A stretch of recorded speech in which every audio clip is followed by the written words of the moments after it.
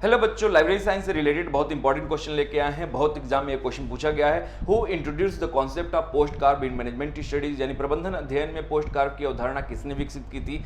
तो सही आंसर क्या होगा, इसमें चार ऑप्शन है, Henri Fayol, Luther Gulick and Lyndall Urwick, Elton Mayo और मैक्स वेबर। तो आपको बताना चाहेंगे कि जो इसका सही जवाब आपको एलिमिनेट करके पता चल जाएगा। हेनरी फ्योल की बात करें तो ये प्रशासनिक प्रबंधन दिए हैं।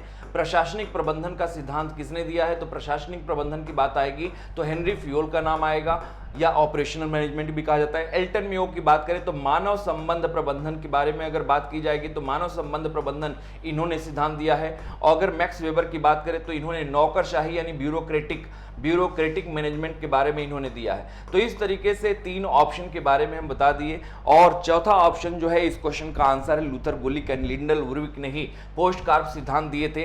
तो इसका सही आंसर क्या होगा, लूथर गुलिक एंड लिंडल उर्विक, ये पोस्ट कार्ब सिद्धांत दिए थे। और कितने तत्व शामिल होते हैं, तो कितने कार्य शामिल होते हैं, तो इसमें 7 कार्य शामिल होते हैं या तत्व शामिल होते हैं। और ये कब सिद्धांत दिया गया था, लूथर गुलिक एंड लिंडल उर्विक के द्वारा, तो ये 1937 में पोस्ट कार्ब का सिद्धांत दिया गया था। और किस पे आधारित है, आधार अगर पूछा जाए तो ये हेनरी फ्योल के सिद्धांतों पर आधारित है। हेनरी फ्योल के 5 कार्यों या कहें तो 14 सिद्धांतों पर आधारित है। तो हेनरी फ्योल पर आधारित है। 1937 में पोस्ट कार्ब सिद्धांत दिया गया था, किसके द्वारा दिया गया था, तो लूथर गुलिक एंड लिंडल उर्विक के द्वारा दिया गया था। और यह 7 तत्वों से बना होता है।